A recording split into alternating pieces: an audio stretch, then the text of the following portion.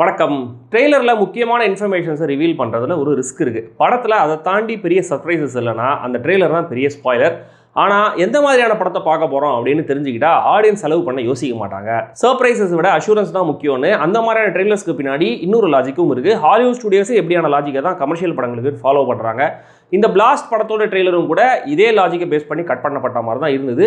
படத்தில் அந்த ட்ரெய்லரை தாண்டி என்ன சர்ப்ரைசஸ் இருந்துச்சு அப்படிங்கிறத சொல்கிறேன். நீங்கள் சப்ஸ்கிரைப் பண்ணலாம், சப்ஸ்கிரைப் பண்ணுங்கள். வீடியோ எப்படி இருந்துச்சுக்கிறத கமெண்ட்டில் சொல்லுங்கள். லைக் பண்ணுங்கள், ஷேர் பண்ணுங்கள். சேனலுக்கு கான்ட்ரிபியூட் பண்ணணும்னு நினைக்கிறவங்க மெம்பர்ஷிப்பில் ஜாயின் பண்ணுங்கள்.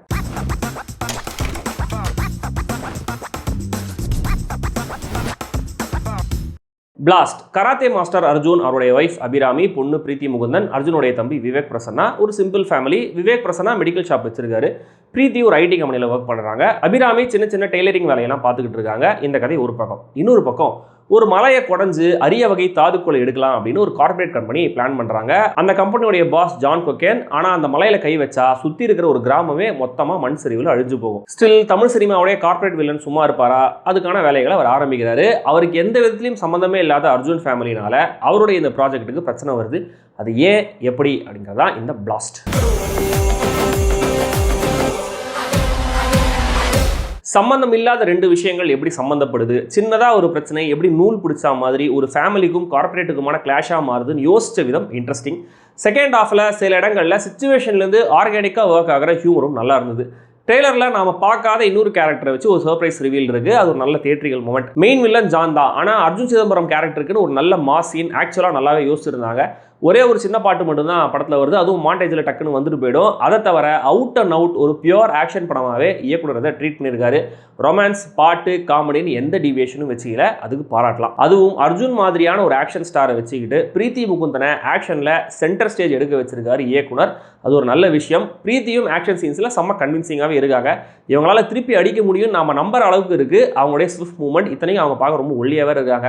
மற்றவங்களுக்கு ஹெல்ப் பண்ணுறதை பற்றி அர்ஜுன் தன் சின்ன பொண்ணுக்கிட்ட சொல்கிறது, அதை அந்த சின்ன பொண்ணு ரியலைஸ் பண்ணுற மொமெண்ட்ஸ், இந்த குட்டி பொண்ணுடைய ட்ரைனிங் மாண்டேஜ், அதுக்கான ஒரு பே ஆஃப், இதெல்லாம் ஜனரஞ்சக சினிமா ஆடியன்ஸுக்கான நல்லாவும் எடுக்கப்பட்டிருக்கிற சீன்ஸ். பெண்களுக்கான மெசேஜிங் தனியாக எதுவும் இல்லை. பட் அர்ஜுன் கேரக்டர் தன் பொண்ணை ட்ரீட் பண்ணுற விதம், அவங்க கிட்டையும் அவங்கள பற்றியும் பேசுகிற விஷயங்கள் எல்லாமே நல்லா இருந்தது. அர்ஜுன் வீட்டில் நடக்கிற இன்டர்வல் பிளாக் ஃபைட்டும் நல்ல க்ரௌட் ப்ளீசிங்கான சீக்வன்ஸ். ட்ரெய்லரில் இவங்க எதுவுமே சொல்லாமல் ரிவீல் பண்ணாமல் இருந்திருந்தா இந்த சீக்வன்ஸ் இன்னும் கூட செம்மையாக ஒர்க் ஆயிருந்திருக்கும் நான் நினைக்கிறேன். இங்கே அர்ஜுனுக்கு மட்டும் இல்லை, அபிராமி, பிரீத்தின்னு 3 பேருக்குமே நல்ல பில்டப் கொடுத்து ஹீரோயிக்காக காட்டியிருந்தது நல்லா இருந்தது. ஐடியாவா ஆன் பேப்பர் ஒர்க் ஆகிற பல கதைகள் ஆன் ஸ்க்ரீனும் அப்படியே ஒர்க் ஆகும்னு சொல்ல முடியாது. அதுவும் முதல் படம் எடுக்கிற டேரக்டர்ஸ்க்கான சவால்கள் இன்னும் கூட அதிகம். இந்த பிளாஸ்டும் அப்படி ஒரு பிரச்சனையில தான் மாட்டிக்கிட்டு இருக்கு. ஆன் பேப்பர் நல்ல ஐடியா தான், ஆனால் ரொம்ப எலாபரேட்டாக இவங்க பண்ணியிருக்கிற டீடைலிங் எல்லாமே ரொம்ப கண்ட்ரைவ்டாக தான் தெரியுது. பிரதான கேரக்டர்ஸை அறிமுகப்படுத்தின அப்புறம் ஒரு கார்பரேட் வில்லன், ஒரு ட்ரக் பெட்லிங் ஆங்கிள், ஒரு pick pocket psycho husband character, ஒரு மணி லாண்டரர், ஒரு பெரிய ரவுடி, அவரோட தம்பின் கேரக்டர்ஸ் வந்துகிட்டே இருக்காங்க. இதெல்லாம் செட்டப், இதுக்கான பே ஆஃப் இது அப்படின்ற மாதிரி தியரிட்டிக்கலாக கன்வின்ஸ் பண்ணிக்கலாம். ஆனால் நடக்கிற சம்பவங்கள் எதுவுமே ஆர்கானிக்காக ஃபீல் ஆகலை. டூ மச்சான கோயின்சிடன்ஸாக தான் இருக்குது. இன்னொரு பிரச்சனை, இந்த கதையில் வேற எந்த விதமான சர்ப்ரைசஸும் இல்லைங்கிறது. ஹீரோ அண்ட் ஃபேமிலி யார் வந்தாலும் அடிச்சு துவம்சம் பண்ணுவாங்கன்னு தெரிஞ்சுது. ஒரு டிபிக்கல் கார்பரேட் வேலை அடி ஆட்கள் அனுப்பிட்டே இருப்பான்னு தெரிஞ்சுது. இந்த ஃபேமிலிக்கு இதுலேருந்து என்ன திருட்டு இருக்க போகுது, இதுலேருந்து அவங்க எப்படி தப்பிப்பாங்க, அதோட கான்சிக்வன்சஸ் என்னவா இருக்கும்னு எல்லாமே ஒன் நோட் ஆக்ஷனாக மட்டுமே இருக்குது. எதுலேயுமே ஒரு ஸ்மார்ட்னஸ் இல்லை, டென்ஷன் இல்லை, பரபரப்பு இல்லை, எமோஷனலாகவும் எந்த ஒரு கனெக்டும் இல்லை. இவங்க 3 பேர் எப்படியான ஒரு ஃபேமிலி, இவங்களுக்குள்ள என்ன பாண்டிங் இருக்குது, இந்த ஃபேமிலியோட பேக்ரவுண்ட் என்னன்னு இந்த கதையில் கொடுக்கப்பட்டிருக்கிற சின்ன இன்ஃபர்மேஷன் மட்டுமே எனக்கு பத்தலை. கேரக்டரைசேஷனாகவும் இவர் நல்லவர், கராத்தே மாஸ்டர், இவங்க நல்லவங்க, டெய்லர், சண்டையும் போடுவாங்க, இவங்க ஐடி எம்ப்ளாயி, கராத்தே எக்ஸ்பர்ட் அப்படின்னு எல்லாமே சிங்கிள் லைன் டெஃபினேஷன் மட்டும்தான். ஆல்ரெடி எங்கெங்கேயோ சுற்றி வில்லனையும் இவங்களையும் கனெக்ட் பண்ணுறதுலேயே நிறைய யோசிச்சாச்சு. ஸோ இவங்க கேரக்டரைசேஷனுக்கு எதுவும் யோசிக்க வேணாம்னு விட்டாங்களோ என்னவோ தெரில. 2 பேரை கட்டி போட்டு கொலை பண்ண போகிறாங்கிற சுச்சுவேஷனில் டக்குன்னு கட் பண்ணி ஒரு மாண்டேஜ் சாங்குக்கு போனாங்க பாருங்க. ரொம்ப அப்ரப்டா படத்துடைய மூடையே ஸ்பாயில் பண்ணிச்சு அந்த மொமெண்ட். அர்ஜுன், அபிராமி, பிரீத்தி முகுந்தன் 3 பேருமே சாலிட் பிரசன்ஸ் அண்ட் பெர்ஃபார்மன்ஸ். அவங்கள செம்மையை அமௌண்ட் பண்ண வைக்க கதையில் எதுவும் இல்லை. தேவையானது என்னவோ அதை ரொம்ப ப்ராப்பராக பண்ணியிருக்காங்க. கொஞ்சம் ப்ரெடிக்டபுளாக போனாலுமே கூட விவேக் பிரசன்னாவுக்கு ஒரு நல்ல ரோல், அவரும் நீட். அந்த கேரக்டர் இன்னும் கூட பெட்டராக இந்த கதையில் பயன்படுத்திருக்கலாம். பவன், அர்ஜுன் சிதம்பரம், ஜான் கொக்கேன், பாலா ஹசன், திலீபன், வினோத் சாகர் எல்லாருமே தங்களுடைய வேலையை சரியாக பண்ணியிருக்காங்க. ஆக்ஷன் கொரியோகிராஃபி, ரவி பஸ்ரூர் பின்னணி இசை ரெண்டுமே ரொம்ப ஜெனரிக்காக இருந்தது. பரபரப்பாக சண்டை போட்டே இருக்கும்போது டக்குன்னு கட் பண்ணி ஸ்லோமோ போயிட்டு வராங்க. அது அப்படியே அந்த ஃபைட்டோடைய மொமெண்டத்தையே டோட்டலாக உடைக்குது. ஸ்டில் ஆக்ஷனில் அட்லீஸ்ட் 1-2 விசில் வர்த்தி மொமெண்ட்ஸை கிரியேட் பண்ணியிருந்தாங்க. ஆனால் பின்னணி இசையில் இங்கிலீஷ் பாட்டாக பாட வச்சு படுத்தி எடுத்துருக்காங்க.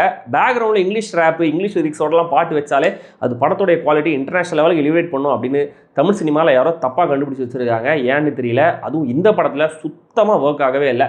கேமராமேன் அருண் ராதாகிருஷ்ணன், எடிட்டர் பிரதீப், 2 பேரோட ஒர்க்குமே டீசென்ட். மொத்தத்தில் இந்த பிளாஸ்ட் எனக்கு ரொம்பவே சுமாரான ஒரு ஆக்ஷன் திரைப்படம். இதுக்குள்ள ஒரு நல்ல கதை இருக்கு, அதுக்கான சரியான திரைக்கதை பண்ணலங்கிற மாதிரி தான் எனக்கு ஃபீல் ஆச்சு.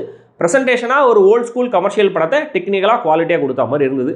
பிளெயின் ஸ்ட்ரெயிட் ஃபார்வர்ட் ஆக்ஷன் மட்டுமே போதும் அப்படின்னு சொல்கிறவங்களுக்கு இந்த படம் ஒர்க் ஆகலாம். விருப்பம் இருந்தால் தியேட்டரில் போய் பாருங்கள். படத்தோடைய இன்டென்ஸான வயலண்ட் காட்சிகளுக்கு கொடுக்கப்பட்ட US 16+ ரேட்டிங் சரி, ஆனால் ரொம்ப சின்ன குழந்தைங்களை பார்க்க வைக்காமல் இருக்கிறது நல்லது.